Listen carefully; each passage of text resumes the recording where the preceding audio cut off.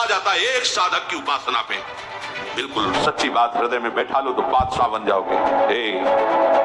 बिल्कुल नहीं, सिंह का बाना रखकर भेड़िए की चाल मत चलो। ये मांगना, जांचना, चाह करना, छल कपट, चतुराई, क्रय विक्रय बहुत बड़े धनी के दास है। और कपड़ा नहीं हमारे पास, व्यवस्था नहीं हमारे पास, ये सब कुछ भी कभी भी कहीं भी कुछ भी हो सकता है। जो असंभव है उसको एक क्षण में संभव कर दे। ये छल कपट का जाल, ये कैसे अर्थ आवे, कैसी व्यवस्था, ये जब अनन्यता आ जाती तब अनुभव होने लगता है। अटल श्रद्धा विश्वास तब अनुभव होने लगता है। अमीर खुसरो जी एक नियम लिए हुए थे, अपने गुरु के सिवा किसी का स्पर्श न करना। उनको कोई स्पर्श करके चला जाए बात, वो अपनी तरफ से किसी को स्पर्श नहीं करता, केवल गुरु चरणों का स्पर्श। गुरु सेवारत और व्यापारी थे, हीरे जवाहरात के बड़े धनी थे। एक गरीब ब्राह्मण उनके गुरुदेव के पास इस भावना से जाता कि हमारी बेटी का ब्याह है, बाबा सिद्ध हैं, कुछ धन दिलवा देंगे किसी से। बाबा बेटी का ब्याह है, कुछ धन की आकांक्षा है, परसों आना। चलो ठीक, परसों आए। बाबा आपने कहा था परसों, अरे पादुका ले जा पादुका। अब महात्मा का आदेश, पादुका उठाई। अब संत की पादुका तो सर पे रखी, पर सोच रहा था कि पादुका से क्या होगा, मुझे तो अर्थ चाहिए, भोजन खरीदना है, स्वागत के लिए व्यवस्था करनी है। बाबा ने पादुका दे के फुसला दिया, पर कुछ तो होगा, सिद्ध संत है, अगर पादुका दी कुछ तो होगा, सोचता ही जा रहा था। अमीर खुसरो को गंध आई सदगुरुदेव की, है आसपास सदगुरुदेव का कुछ है। ये देखो गुरुदेव की अनन्यता, मेरे सदगुरुदेव का कुछ है आसपास। बस ऐसे पागलों की तरफ देखने तो देखा है पादुका रखा, रुका, कहां से आ रहे हो? बताया मुख्य संत के पास, गुरुदेव के पास से। ये गुरुदेव की पादुका? हाँ। कितने हो भाग्य तुम्हें, गुरुदेव ने पादुका दी। तो मुझे पादुका थोड़ी चाहिए था, मुझे तो धन से धन। इस 11 ऊंटों पे हीरा जवाहरात लगा, मुझे पादुका देगा? तो ले लो, बोले ले जाओ, मैं नौकरों सही थी, सब ले जाओ। गए पादुका, गुरुदेव पादुका लाया। अच्छा रखते, कितने की? 11 ऊंटों में। हाँ सस्ता, सस्ते ले लिया, चलो। एक गुरुदेव की अनन्यता आभास करवा, मेरे गुरुदेव की कोई वस्तु है तो परम देव, आराध्य देव में यदि तन्मयता हो गई तो वो तो कण कण में है। उपासक के हृदय में अनुभव मेरे प्रभु है, जैसे प्रहलाद जी को मेरे प्रभु है, यही है, मेरे पास है, उसको अनुभव में आता है। अगर दिखाई नहीं दे रहे तो फिर उनको शिकायत करता है, छुपा छुपी का खेल मत करो, मुझे आभास हो रहा है, हो यही हो, हटाओ ना ये पर्दा, हटाओ और बेपरद मेरे आंखों के सामने आओ, तुम हो, मुझे पता है हो।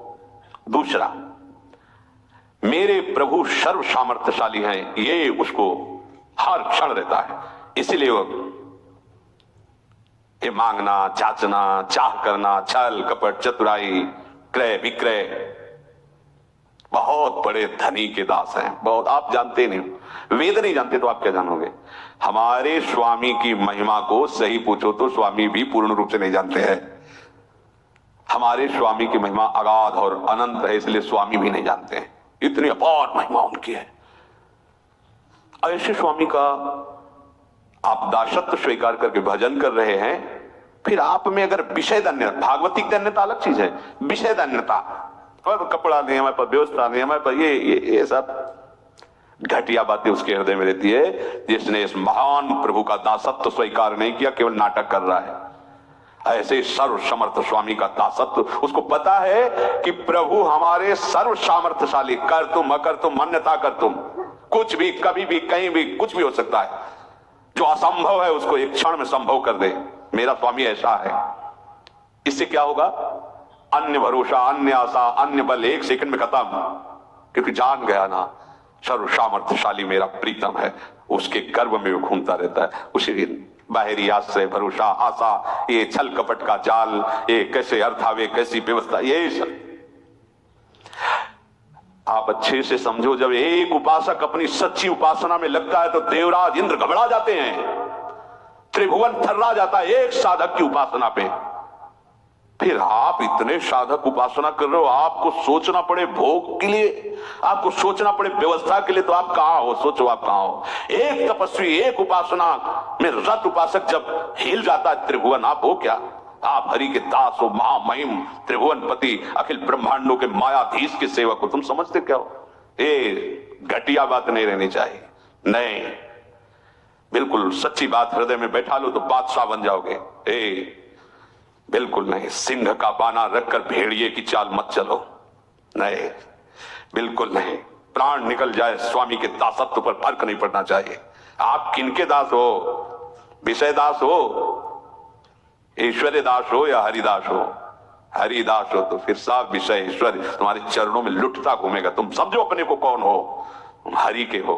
फिर क्या एक सकामता, एक कामना, ये रोना धोना विषय के लिए क्या क्या हो?